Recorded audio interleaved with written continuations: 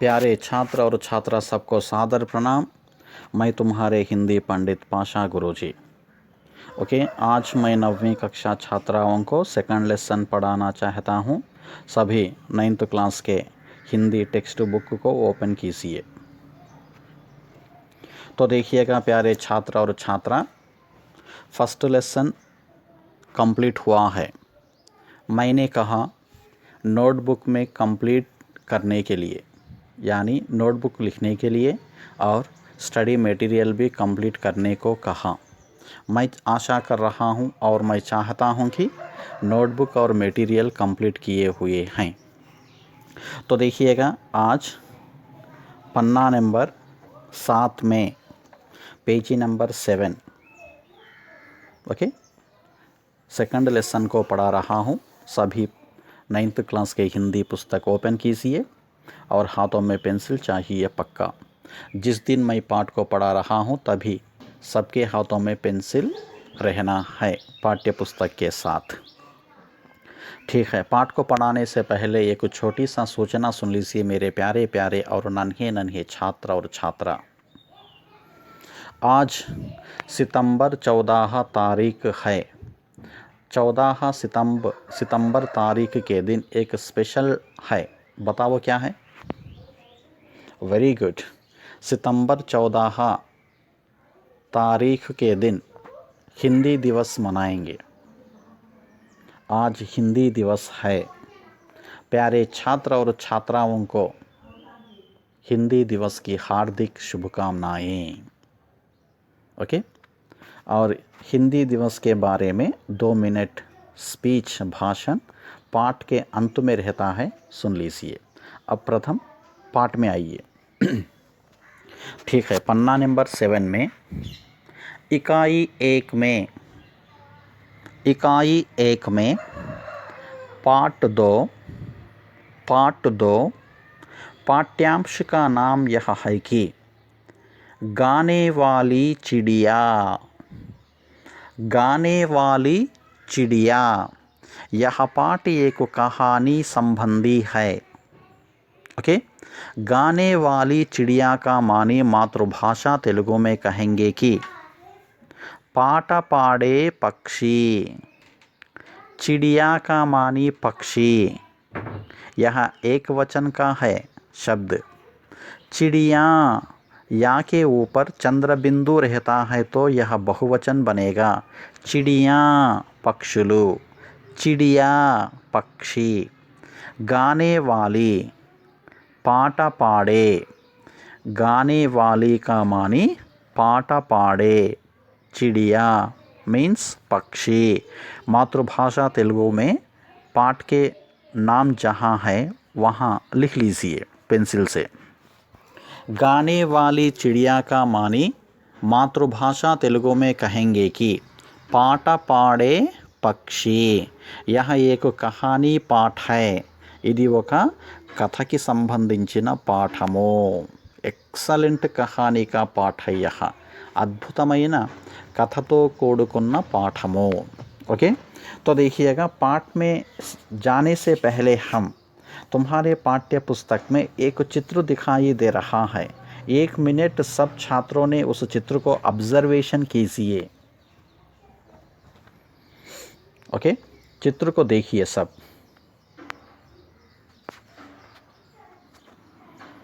अच्छा, ठीक है, तो देखिएगा, चित्र के नीचे 3 प्रश्न हैं। 3 प्रश्नों के उत्तर देने के लिए ट्राई कीजिए। फर्स्ट प्रश्न, चित्र में क्या दिखाई दे रहा है?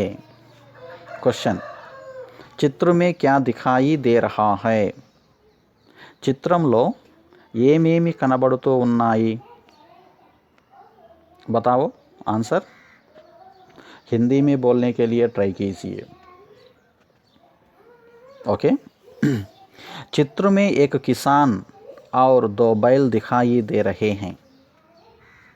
అక్కడ బొమ్మలో, చిత్రంలో एक किसान, ఒక రైతు, కిసాన్ కా మాని రైతు, మరియు 2 बैल दिखाई दे रहे हैं, 2 ఎద్దులు కనిపిస్తున్నాయి। किसान इन बैलों से खेती करने के काम में निमग्न हैं. రైతు ఎద్దులతో పొలాన్ని దున్నే పనిలో లీనమై ఉన్నాడు. हाँ, बैल भी शक्ति भर इस పవిత్ర काम में लगे हुए हैं. ఎద్దులు కూడా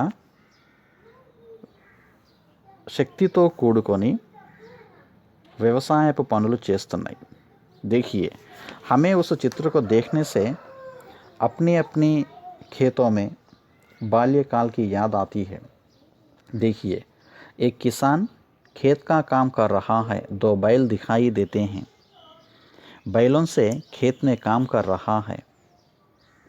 पानी दिखाई दे रहा है और जहाँ तहाँ खेती भी दिखाई दे रही है. ओके. और नेक्स्ट, देश के विकास में किसान का क्या महत्व है. क्वेश्चन को फिर एक बार सुन लीजिए. सेकंड क्वेश्चन, देश के विकास में किसान का क्या महत्व है. దేశ అభివృద్ధిలో రైతు గొప్పతనము ఏమిటి. देश के विकास में, विकास का मानी अभिवृद्धि లో రైతు యొక్క గొప్పతనము ఏమిటి. देखिए आंसर सुन लीजिए. हमारा पवित्र भारत प्रमुख कृषि प्रधान देश है. यहाँ के अधिकांश लोग किसान ही हैं. खेती बाड़ी करके वे भारतवासियों को खाना देने वाले अन्नदाता हैं. उनके श्रम जल से ही भारत सुसंपन्न हुआ है और विश्व में अपना विशिष्ट स्थान प्राप्त किया है. हर विकास के काम के मूल स्तंभ है भारत के किसान. प्यारे स्टूडेंट्स, हमारा पवित्र भारत ప్రముఖ కృషి ప్రధాన దేశ है. మన యొక్క పవిత్రమైన భారతదేశము ముఖ్యముగా వ్యవసాయానికి ప్రాధాన్యతని కల్పిస్తున్నటువంటి దేశము. కృషి మీన్స్ వ్యవసాయము. यहाँ के अधिकांश लोग किसान ही हैं. ఈ దేశంలో నివాసం ఉంటున్నటువంటి వాళ్ళల్లో ఎక్కువ శాతము రైతులే. किसान ही हैं. खेती बाड़ी करके ये भारतवासियों को खाना देने वाले अन्नदाता हैं.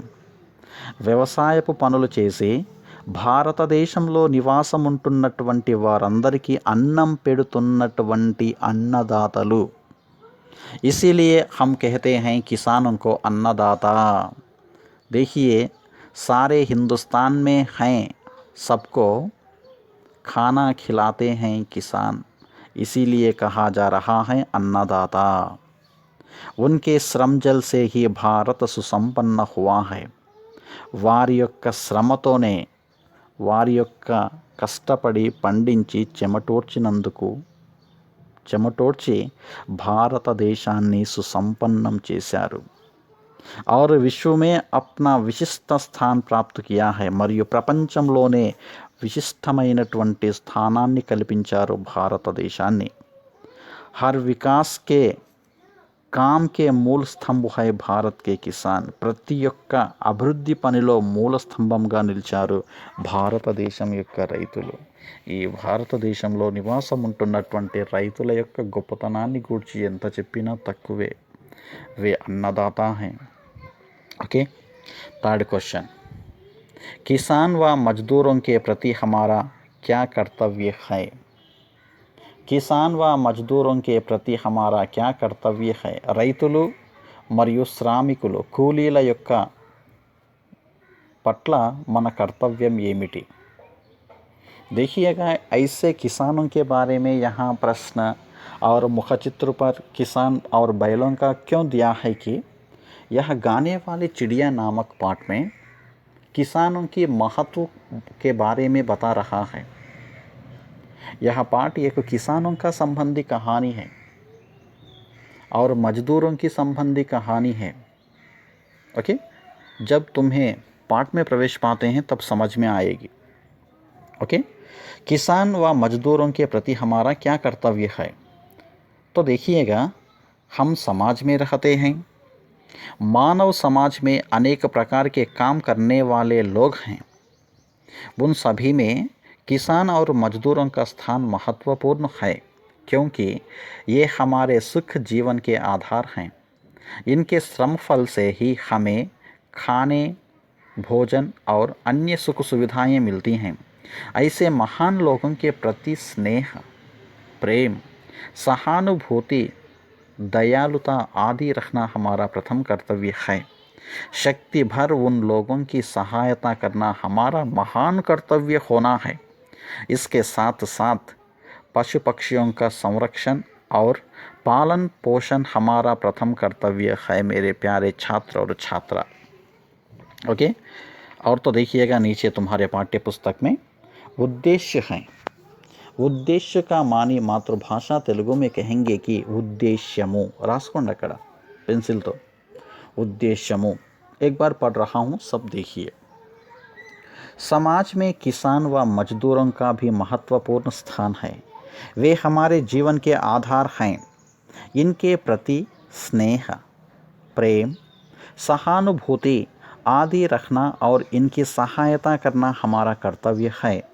इसके साथ साथ पशु पक्षियों का संरक्षण करना भी हमारा धर्म है।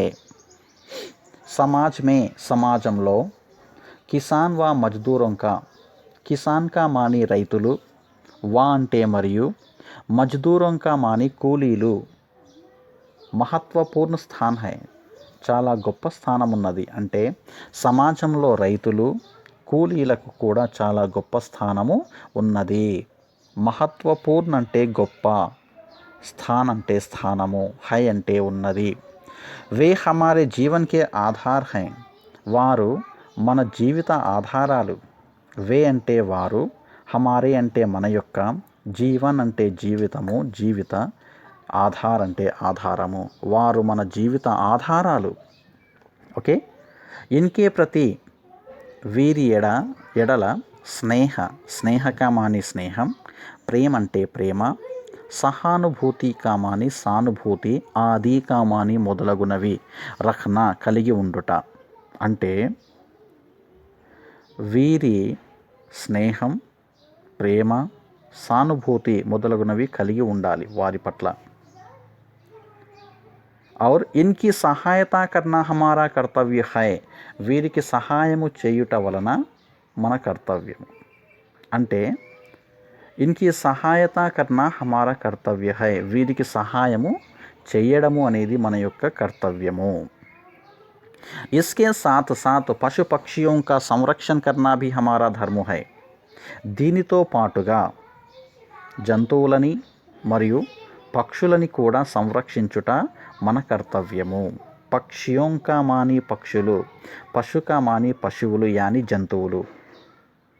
దీనితో పాటుగా, इसके साथ साथ मीन्स దీనితో పాటుగా పశు పక్షిयों का संरक्षण करना भी हमारा कर्तव्य धर्म है. ఓకే, జంతువులని పక్షులని కూడా సంరక్షించుట కూడా మన కర్తవ్యము. उसको भी हमें संरक्षण करना चाहिए. ओके, ये है इस पाठ का प्रधान उद्देश्य. और तो देखिएगा प्यारे छात्र और छात्रा, मैं एक बार इस पाठ को पढ़ रहा हूँ. सभी ने पुस्तकें देखिए, पन्ना नंबर 8 और पन्ना नंबर 9. तो देखिएगा प्रेजेंट पार्ट 8 को देखिए. मैंने एक बार इस पाठ को पढ़ रहा हूँ, सभी ने पुस्तकें देखिए. हर अक्षर, हर शब्द, हर वाक्य पर ध्यान आकर्षित और समझ लेने के लिए प्रयत्न कीजिए. और हाथों में पक्का पेंसिल चाहिए और पेंसिल रन. एक राजा था, वह बहुत ही सुंदर महल में रहता था. उसे अपने महल पर बहुत गर्व था. संसार के कोने कोने से यात्री महल देखने आते थे. यात्रियों ने अपने यात्रा वर्णन में महल की सुंदरता के बारे में कई बातें लिखीं. उन्होंने एक गाने वाली चिड़िया के बारे में भी लिखा था. यह चिड़िया महल के पास वाले जंगल में रहती थी और बहुत मधुर स्वर में गाती थी. राजा ने इस चिड़िया को कभी नहीं देखा था. यात्रियों द्वारा लिखे गए यात्रा वर्णन पढ़ने से राजा को चिड़िया के बारे में पता चला. राजा ने उस चिड़िया को देखना चाहा, इसीलिए अपने सेवकों को बुलाकर कहा, तुम लोगों ने कभी मुझे गाने वाली चिड़िया के विषय में नहीं बताया। जाओ, जंगल से उस चिड़िया को पकड़ लाओ, मैं उसका गाना सुनना चाहता हूँ। राजा के सेवकों ने भी उस चिड़िया को कभी नहीं देखा था और ना ही पूरे दरबार में कोई इस विषय के बारे में कुछ जानता था। चिड़िया को ढूंढने सैनिक जंगल में गए। ढूंढते ढूंढते उन्हें एक लड़की मिली जिसने चिड़िया को गाते हुए देखा था। गाने वाली चिड़िया का नाम लेते ही वह बोली, हाँ हाँ, मैं जानती हूँ उस गाने वाली चिड़िया को। वह कितने मधुर स्वर में गाती है। जब मैं यहाँ से काम समाप्त करके संध्या समय घर लौटती हूँ तो वह मुझे रास्ते भर अपना मीठा मीठा गाना सुनाती है। इससे मेरी सारी थकान दूर हो जाती है। सैनिकों ने अनुरोध पर लड़की ने चिड़िया को आवाज़ दी, मेरी छोटी सुंदर चिड़िया, हमारे राजा तुम्हारा मधुर संगीत सुनना चाहते हैं, क्या तुम उन्हें अपना गाना सुनाओगी? लड़की की बातें सुनकर चिड़िया बोली, मेरा संगीत तो इन हरे भरे जंगलों खेतों में अच्छा लगता है, फिर भी मैं राजा को अपना गाना अवश्य सुनाऊंगी।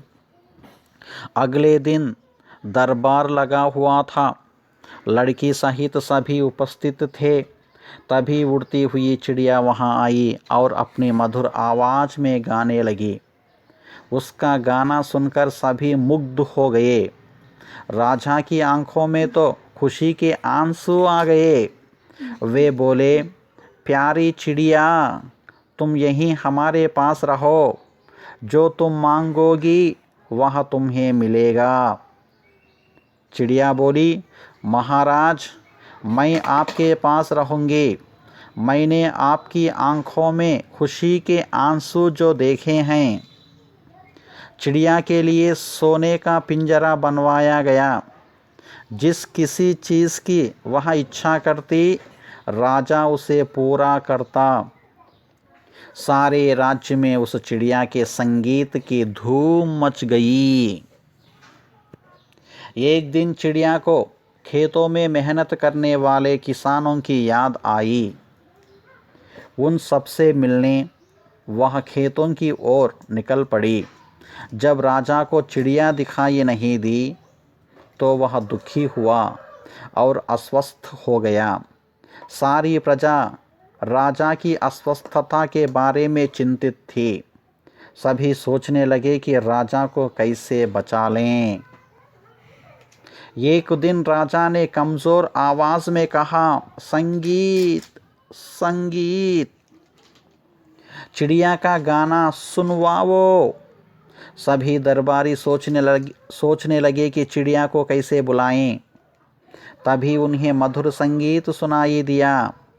वे सब आवाज़ की ओर देखने लगे। चिड़िया अपनी मधुर आवाज़ में गा रही थी। यह देखते ही सबकी जान में जान आ गई। किसानों के द्वारा चिड़िया ने राजा की अस्वस्थता के बारे में सुन लिया था। तुरंत वह राजा को अपना संगीत सुनाने आ पहुंची। जैसे जैसे वह गाना गाती, वैसे वैसे राजा की अस्वस्थता दूर होती। धीरे धीरे राजा स्वस्थ हो गए। वे चिड़िया से बोले, प्यारी चिड़िया, मेरे पास लौट आओ, मैं तुम्हें हमेशा राजमहल में रखूँगा। चिड़िया बोली, नहीं महाराज, मुझे अपना संगीत मेहनत करने वालों को भी सुनाना है। मैं हर दिन यहाँ आऊँगी, आपको भी अपना संगीत सुनाऊँगी। चिड़िया की बातों ने राजा पर गहरा असर डाला। राजा ने कहा, वाह, तुम महान हो चिड़िया, तुम मजदूरों और किसानों के लिए राजमहल का सुख त्याग सकती हो, तो क्या मैं उनके लिए कुछ नहीं कर सकता? चिड़िया बोली, क्यों नहीं महाराज, मजदूरों और किसानों के बारे में सोचना और उनकी सहायता करना हमारा कर्तव्य है, क्योंकि वे हमारे सुखदाता और अन्नदाता हैं। प्यारे छात्र, समझ में आया है? अच्छा ठीक है, आप पेज नंबर 8 में देखिए। एक राजा था, ఒక రాజు ఉండెను। राजा का मानी राजू। एक राजा था, ఒక రాజు ఉండెను। वह बहुत ही सुंदर महल में रहता था। वह అతడు, తెలుగులో మీనింగ్స్ రాసుకోవాలి అక్కడే। बहुत ही చాలా, సుందర్ మహల్ మే అందమైన భవనము, మహల్ కా మాని భవనము, లో మే మీన్స్ లో, రహతా థా నివసించేవాడు। అతడు చాలా అందమైన భవనములో నివసించేవాడు। ఒక రాజు ఉండెను, అతడు చాలా అందమైన భవనములో నివసించేవాడు। ఉసే అప్నే మహల్ పర్ బహుత్ గర్వ్ థా, అతడికి తన భవనం అంటే చాలా గర్వము ఉండేది। ఉసే అతడికి, అప్నే మహల్ పర్ తన భవనము పైన, బహుత్ గర్వ్ థా, గర్వ్ కా మాని గర్వము, అతడికి తన భవనం అంటే చాలా గర్వము ఉండేది। संसार के कोने कोने से యాత్రి మహల్ దేఖ్నే ఆతే థే, ప్రపంచము నలుమూలల నుండి యాత్రికులు భవనము చూచుటకు వచ్చేవారు। సంసార్ కా మాని ప్రపంచము, కోనే కోనే సే మీన్స్ నలుమూలల నుండి, యాత్రికులు, महल देखने भवनमु చూడుటకు आते थे వచ్చేవారు। यात्रियों ने अपने यात्रा वर्णन में महल की सुंदरता के बारे में कई बातें लिखी। యాత్రికులు తమ యాత్రా వర్ణనలో భవనపు యొక్క సౌందర్యాన్ని గూర్చి చాలా విషయములు వ్రాసిరి। అయితే ప్రపంచం నలుమూలల నుండి ఆ అందమైన భవనాన్ని చూడడానికి ఎంతోమంది యాత్రికులు వచ్చేవారు। ఆ అందమైన ప్రదేశాలని, భవనాలని చూసిన తర్వాత వెళ్ళేటప్పుడు అక్కడ ఒక పుస్తకము ఉంటుంది। వాళ్ళు పొందిన అనుభూతిని, చూసిన అందమైన ప్రదేశాలని గూర్చి ఆ పుస్తకంలో రాసి వెళ్ళాలి। అయితే యాత్రికులందరూ కూడా యాత్రా వర్ణనలో భవనపు సౌందర్యాన్ని గూర్చి చాలా విషయాలు రాశారు। उन्होंने एक गाने वाली चिड़िया के बारे में भी लिखा था। వారు పాట పాడే ఒక పక్షిని గూర్చి రాశారు। उन्होंने వారు, एक गाने वाली चिड़िया के बारे में, ఒక పాట పాడే పక్షిని గూర్చి కూడా ఆ పుస్తకంలో వ్రాశారు। यह चिड़िया महल के पास वाले जंगल में रहती थी। ఈ పక్షి భవనము దగ్గరలోని అడవిలో ఉండేది। यह चिड़िया महल के पास वाले जंगल में रहती थी और बहुत मधुर स्वर में गाती थी।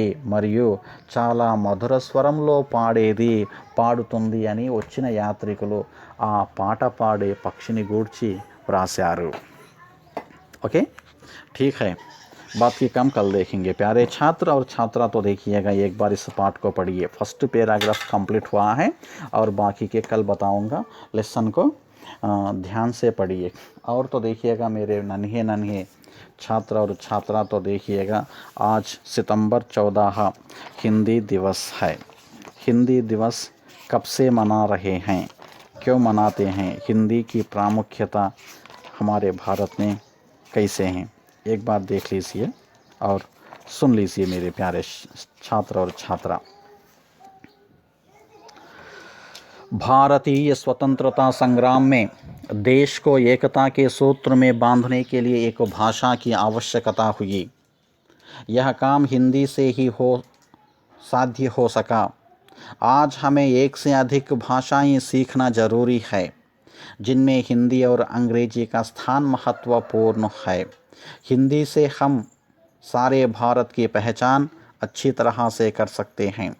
भारत के अलग अलग प्रांतों में अलग अलग भाषाएं बोली जाती हैं।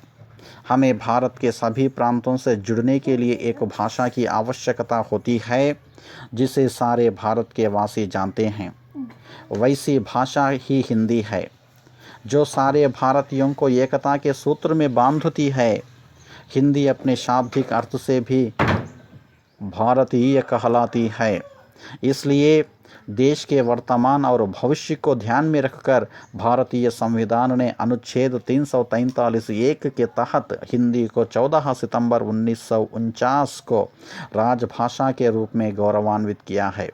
तब से हम हर वर्ष 14 सितंबर को हिंदी दिवस मनाते हैं। मेरे प्यारे छात्र और छात्रा, 1949 सितंबर 14 तारीख के दिन 343 संविधान ने अनुच्छेद 1 के तहत पर राजभाषा के रूप में गौरवान्वित किया है।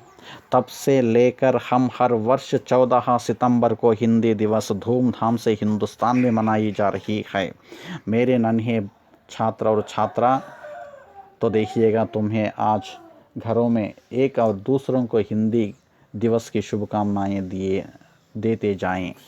तुम्हारे माता पिता से कहो और तुम्हारे भाई बहनों से और तुम्हारे साथियां और सहेलियों से हिंदी दिवस की शुभकामनाएं दें। ओके, ठीक है। धन्यवाद देता हूं मेरे प्यारे छात्र और छात्राओं को। एक बार हिंदी दिवस की हार्दिक शुभकामनाएं। धन्यवाद।